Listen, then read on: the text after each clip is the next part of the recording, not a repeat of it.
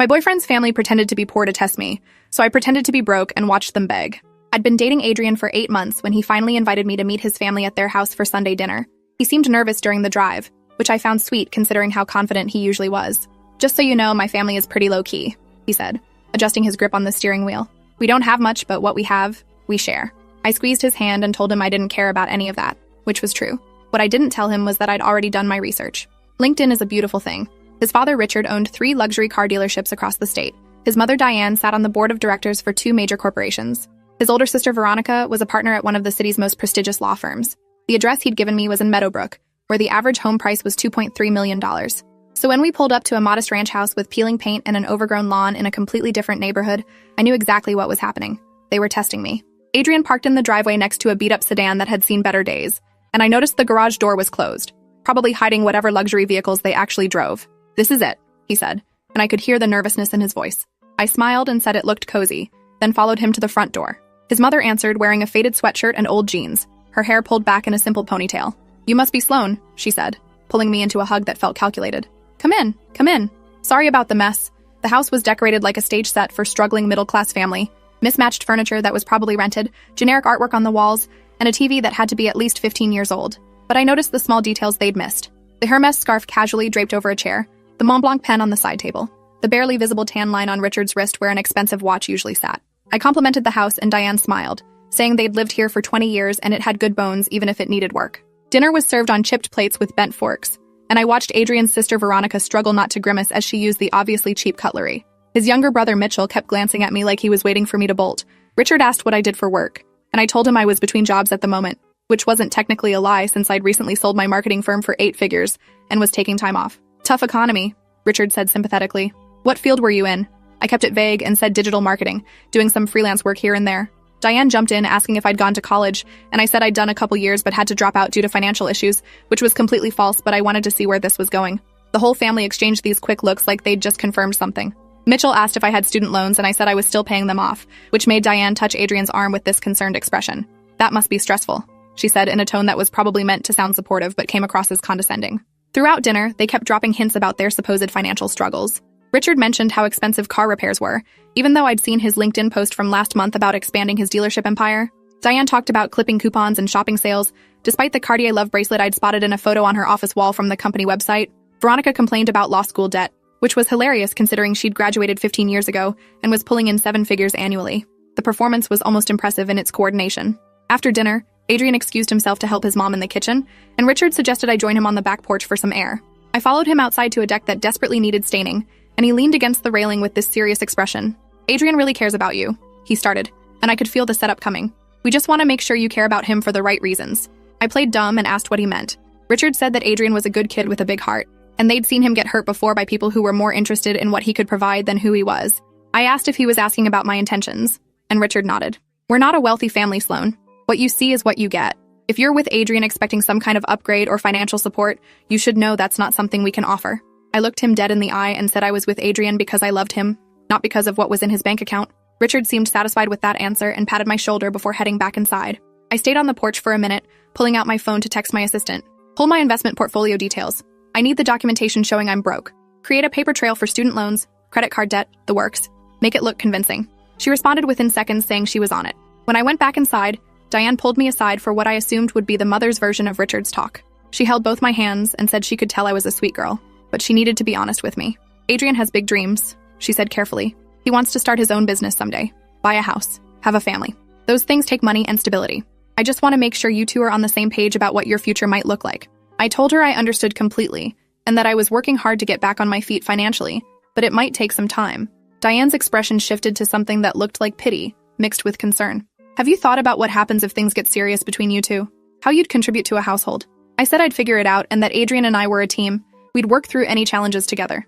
Diane nodded, but I could see she wasn't convinced. When Adrian and I left that night, he apologized for his family being so intense. "They just worry," he said. "Money's always been tight for us, so they get protective about making sure I don't end up in a difficult situation." I kissed his cheek and told him I understood, then asked if we could stay at my place that night. He agreed, and when we got to my modest 1-bedroom apartment in a middle-class neighborhood, I could see him relax. What he didn't know was that I also owned the penthouse downtown and a beach house in Malibu, but this apartment served its purpose for maintaining appearances. Over the next 2 weeks, Adrian's family ramped up their poor family act, while simultaneously digging into my background. Mitchell friended me on social media, and I watched him screenshot my carefully curated posts showing thrift store finds and budget meals. Veronica invited me to lunch and spent the whole time talking about how expensive everything was and how she wished she could afford nicer things.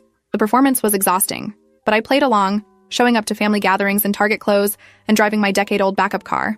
I complained about my landlord raising rent and mentioned picking up extra freelance work to make ends meet. I watched them exchange satisfied glances, clearly believing their test was working. Then Adrian's birthday came around. His family planned a small party at the ranch house, and I showed up with a gift I'd spent considerable time selecting. It was the first edition book he'd mentioned wanting, and it had cost me $12,000 at auction. But I'd had it rebound in a cheap cover and told him I'd found it at a used bookstore for $20. He was thrilled, having no idea of its actual value, and his family looked at the cheap gift with barely concealed disappointment. That's when Diane pulled me aside again. "Sloan, honey, can we talk?" She led me to the kitchen where Veronica and Richard were waiting. The three of them looked at me with these serious expressions, and I knew the real conversation was about to happen. Richard started by saying they'd all grown very fond of me over the past few weeks. Diane added that they could see how happy I made Adrian. Then Veronica cut to the chase. "But we're concerned about the financial dynamic of your relationship." I asked what they meant, playing innocent. Veronica said they'd noticed I was struggling financially, which was completely understandable, but they worried about how that would affect Adrian's future. "He's worked so hard to get where he is," Richard said. "We just don't want to see him held back by having to support someone who can't contribute equally." The words hung in the air, and I let them. Diane jumped in with what she probably thought was a kind tone. "We're not saying you're a bad person, Sloan. We can see you have a good heart, but sometimes love isn't enough. Sometimes practical considerations have to matter too." I asked if they were asking me to break up with Adrian, and the three of them exchanged looks. "We're asking you to think about what's best for him," Veronica said carefully. "Is it fair to let him build a future with someone who's going to be a financial burden?" I felt my jaw clench, but I kept my voice steady. I told them I understood their concerns, but Adrian and I were adults who could make our own decisions about our relationship. Richard shook his head and said, "We hoped you'd be reasonable about this. We're prepared to make it worth your while to walk away." He pulled out an envelope and set it on the counter between us. "There's $5,000 in there. Take it, tell Adrian you're moving for a job opportunity, and let him move on with his life." I stared at the envelope, then at the three of them. Diane actually had tears in her eyes like she hated doing this. Veronica looked businesslike and cold. Richard just looked determined. I picked up the envelope, opened it, and counted the cash while they watched. Then I laughed. It started as a chuckle but built into full, genuine laughter that made all three of them uncomfortable. "Is something funny?" Veronica asked with an edge to her voice. I pulled out my phone and opened my banking app, turning the screen so they could all see it. The balance showed $847,000, and that was just my personal checking account. "You want to pay me $5,000 to leave your son?" I said, still laughing. "I spent more than that on his birthday present. That $20 book? First edition, authenticated, purchased at Sotheby's." The color drained from Diane's face. Richard grabbed the phone to look closer at the screen. Veronica's mouth literally fell open. I took my phone back and pulled up my LinkedIn profile, the real one I'd hidden from Adrian and his family. Sloan Whitmore, founder and former CEO of Catalyst Digital Marketing. Sold the company last year for $8.3 million. Currently on the board of directors for 3 Fortune 500 companies. Net worth somewhere north of $15 million, depending on the market. I watched them process this information, their faces going through various stages of shock and confusion. Then I pulled up the photos I'd been collecting over the past few weeks. Screenshots of Richard's dealerships, Diane's board positions, Veronica's law firm partnership, their actual house in Meadowbrook with the Tesla in the driveway. "Did you really think I didn't know who you were?" I asked, my voice harder now. "I did my research the day after Adrian and I first met. I knew you were testing me from the moment we pulled up to this rental house." Diane actually gasped. "How did you?" Richard asked weakly. "How did you know it was a rental?" "Property records are public, Richard. This house is owned by Select Property Management and has been rented on a month-to-month basis since 6 weeks ago, right around when Adrian probably told you he was getting serious with someone." I turned to Diane. "Nice touch with the Hermes scarf, by the way. You almost pulled off the struggling mom look, but you couldn't quite commit to hiding all your designer pieces." Veronica found her voice first, probably because she was a lawyer and trained to recover quickly. "If you knew we were testing you, why did you play along?" I smiled, and it wasn't friendly. "Because I wanted to see how far you'd go. I wanted to see if you'd really try to pay me off to leave your son. And you did. So now I know exactly who you are." I took a photo of the cash on the counter and the envelope. That's evidence, by the way. Offering money to break up a relationship could be considered coercion depending on how a good lawyer spins it. Lucky for you, I don't need your money and I'm not interested in suing you. I'm just interested in watching you explain this to Adrian. As if on cue, Adrian walked into the kitchen looking for me. He saw the cash on the counter, saw his family's faces, saw my expression. "What's going on?" he asked slowly. I turned to him and said, "Your family just offered me $5,000 to break up with you because they think I'm a gold digger who's only with you for money." Adrian's face went white. "What? Mom?" Diane started to stammer something, but I cut her off. "They've been testing me, Adrian. This whole house, the struggling family act, all of it. They wanted to see if I'd stick around even if they were poor. And when I passed that test, they decided I was actually too poor for you and tried to pay me off." I showed him my phone with the banking app still open. "For the record, I make more in interest per month than they offered me to leave you. Adrian stared at the screen, then at his family, then back at me. You're rich? He asked, sounding dazed. I shrugged. I sold my company last year. I've been taking time off to figure out what's next. I didn't tell you because I wanted you to know me as me, not as someone with money. I gestured to his family. Apparently we had the same idea, except their version came with a payoff scheme at the end. Richard tried to speak. Adrian, we were just trying to protect you from... Adrian held up his hand. You pretended to be poor? You rented a house and bought cheap furniture and created this whole elaborate lie to test my girlfriend? Mitchell appeared in the doorway, probably drawn by the commotion, and took in the scene with wide eyes. Adrian continued, his voice getting louder. And then when she passed your little test, when she showed she'd stay with me even if we had nothing, you tried to pay her to leave because she actually didn't have money? Veronica jumped in. We were thinking about your future. You deserve someone who can be an equal partner financially. Adrian laughed, but it was bitter. An equal partner? Like how you were equal partners with Dad when you married him fresh out of law school making nothing while he was building his business? Or should Dad have paid you to leave back then? Veronica's face flushed red. Adrian turned to his mother. And you, Mom, didn't you tell me about how Grandma tried to break you and Dad up because he was just a car salesman from a working-class family? How you eloped because she couldn't see past his bank account to who he was as a person? Diane's tears were real now, but not the manipulative kind from earlier. These were tears of shame.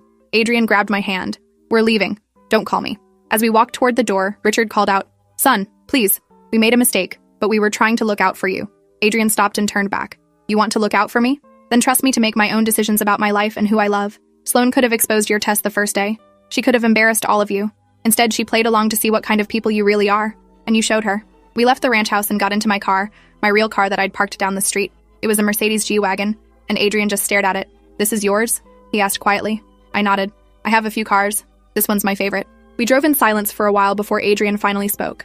I'm so sorry. I had no idea they were going to do any of that. I reached over and took his hand. I know you didn't. If I'd thought you were in on it, I would have walked away the first night. He was quiet for another minute. Why didn't you tell me? About your money? I pulled over into a parking lot so we could actually talk. For the same reason your family pretended not to have money, I guess. I wanted to know you loved me for me, not for what I could buy or provide. I've dated enough men who were more interested in my portfolio than my personality. Adrian nodded slowly. I get that. But you could have told me after you knew I wasn't like that. I smiled. I was planning to. I was actually going to tell you this weekend. I wanted to take you to my actual place, show you my life, let you in completely. Your family just sped up the timeline. Adrian looked at the steering wheel, processing everything. My family's really rich. Like, really rich. And they pretended to be poor to test you. That's insane. I laughed. It's definitely creative. Most families just grill you over dinner or stalk your social media. Your family went method acting. Adrian asked where we were going now, and I said I was taking him to my penthouse downtown. You have a penthouse? He asked. And I could hear the disbelief. I told him I had a penthouse, a beach house, and the apartment he'd been staying at that I kept for when I wanted to feel normal. The apartment's real, I assured him. It's just not my only place. When we got to my building, Adrian was quiet in the elevator. The penthouse took up the entire top floor, and when we walked in, he just stood in the entryway staring at the floor-to-ceiling windows and the view of the city. This is really your place? He asked, walking to the windows. I kicked off my shoes and said it was. I bought it 3 years ago as an investment, but it ended up becoming my favorite space. The light is amazing. Adrian turned to me with this expression I couldn't quite read. Is this weird for you? Seeing me process all this? I shook my head. I knew I'd have to tell you eventually. I just hoped it would be on my terms, not because your family forced the issue.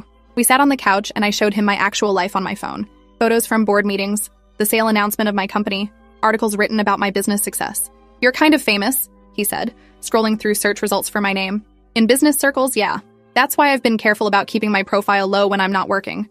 I wanted a break from being Sloan Whitmore CEO and just be Sloan who's figuring out what she wants to do next. Adrian set down my phone and looked at me. I love you. The broke freelancer version and the secret millionaire version. I just wish my family hadn't ruined the way you found out I know. I kissed him and said his family hadn't ruined anything. They actually did me a favor. I got to see exactly how much you value money, which is not at all. You defended me against your whole family without knowing I had $1 to my name. Adrian pulled me closer. They're going to call. Probably a lot. They're going to want to apologize and explain and make excuses. I told him he could handle that however he wanted. I wasn't going to tell him how to deal with his family. I will say, though, if they want to make it right, they should start with some genuine self-reflection about why they thought testing me was appropriate in the first place. Adrian agreed, and we spent the rest of the evening talking about everything we hadn't shared yet. Over the next few days, Adrian's phone blew up with calls and texts from his family. He ignored most of them, but eventually read me some of the messages. Diane had sent a long apology text saying she'd been terrified of Adrian getting hurt again and had let that fear turn her into someone she didn't recognize. Richard sent a shorter message acknowledging they'd crossed a line and asking for a chance to make it right. Veronica surprisingly sent the most genuine apology. She said seeing Adrian defend me had reminded her of how Richard used to defend Diane against their grandmother, and she realized they'd become exactly what they'd always claimed to hate, Mitchell sent a text just saying, "Your girlfriend is badass and I'm sorry we suck." That one made Adrian laugh. A week after the birthday dinner confrontation, Adrian finally agreed to meet with his parents. I offered to come with him, but he said he needed to do this alone. He was gone for 3 hours, and when he came back to the penthouse, he looked exhausted but lighter somehow. "They're going to therapy," he said, dropping onto the couch. "All of them, together. Family therapy to work on their trust issues and control problems." I asked how he felt about that, and he said it was a start. They admitted they'd let their wealth turn them paranoid. They were so afraid of people using me for money that they created this test. And then when you passed by, not caring about money, they panicked because they couldn't imagine why else someone would be with their son, except for financial gain. I sat next to him, and he leaned against me. Mom said something that stuck with me. She said, "When you're rich, you start to wonder if anyone would love you if you had nothing. So they created a scenario where they had nothing to see if you'd stay. But when you stayed, it broke their brains because their worldview said gold diggers only stick around for money." I pointed out that their logic was flawed from the start. If I was a gold digger, I would have researched them first, found out they were rich, and played the part of someone who didn't care about money. Their test was designed to catch amateurs. Adrian laughed for the first time since the birthday dinner. "You kind of did research them and play a part, though." I admitted that was fair. But I played the part to see their true character, not to manipulate money out of them. There's a difference. About 2 weeks later, Diane called me directly. I almost didn't answer, but curiosity won out. She asked if I'd be willing to meet her for coffee, just the two of us. I agreed, mostly because I wanted to see if this apology would be genuine or another manipulation. We met at a quiet cafe downtown, and Diane showed up looking nervous. She'd dropped the struggling mom costume and was dressed in her actual style. Elegant, expensive, understated. "Thank you for meeting me," she started. "I wasn't sure you would." I told her I was curious what she wanted to say. Diane took a breath and said, "I'm not going to make excuses for what we did. It was manipulative and cruel, and we hurt both you and Adrian." She continued, talking about how they'd dealt with several people over the years who'd tried to get close to their family for money. It made us paranoid and controlling. We stopped seeing people as individuals and started seeing everyone as a potential threat. I listened without interrupting. Diane said therapy was already helping them recognize the patterns, but it would be a long process to undo years of this mindset. "I'm not asking for forgiveness," she said. "I'm just asking for a chance to start over, to actually get to know you as the person you are, not as someone we're testing or judging." I considered this and then asked her a question. If I actually had been broke, if I really was struggling financially and in debt, would you be sitting here apologizing? Or would you still think you were right to try and push me out?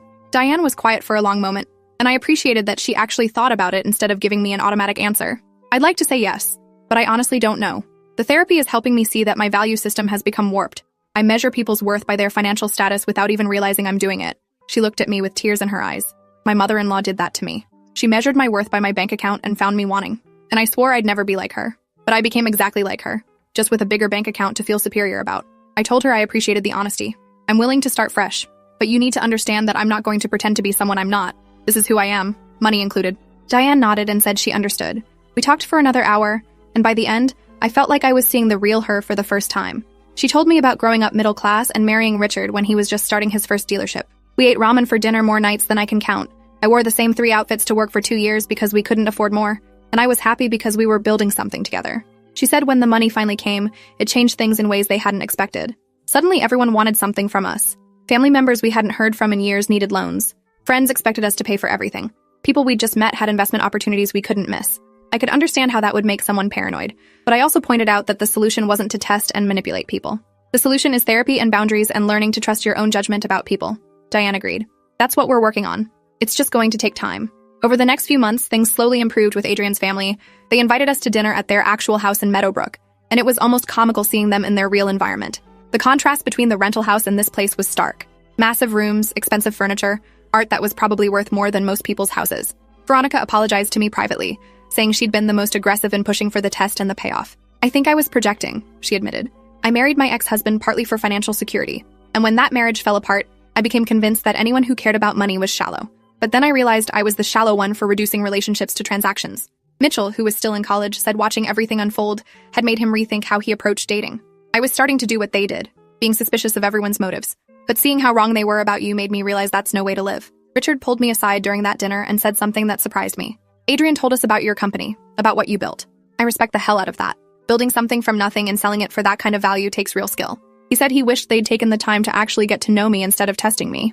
"We would have found out you're successful and driven, and we would have been thrilled for Adrian instead of threatened." I thanked him and said I hoped we could move forward. "I'm not going to hold the test against you forever, but I'm also not going to forget it happened. It showed me who you are under pressure, and that's valuable information." Richard respected that and said he'd work to show me different sides of who they could be. The relationship with Adrian's family continued to improve gradually. Family dinners became more comfortable. and they started including me in family group chats and decisions. Diane even invited me to join her book club, which was full of wealthy women who actually liked talking about books instead of using it as a gossip session. About 6 months after the birthday dinner incident, Adrian and I were having dinner at the penthouse when he got serious. I've been thinking about the future. Our future. I set down my fork and gave him my full attention. He said watching everything unfold with his family had made him realize how much he valued our relationship and how much he trusted me. You could have destroyed them. You had evidence. You had every right to go scorched earth, but you didn't. You gave them a chance to learn and grow. I told him I did it as much for him as for them. They're your family. I didn't want to be the reason you lost them. Adrian reached across the table and took my hand. I know this is probably too soon and we're young and we've only been together for a year, but I need you to know that I want to spend my life with you. My heart started racing and he quickly added, I'm not proposing right now. I know we need more time, but I'm telling you that's where my head is at. That's where my heart is. I squeezed his hand and told him I felt the same way. Your family's test ended up being a blessing in disguise. I got to see you defend me without hesitation.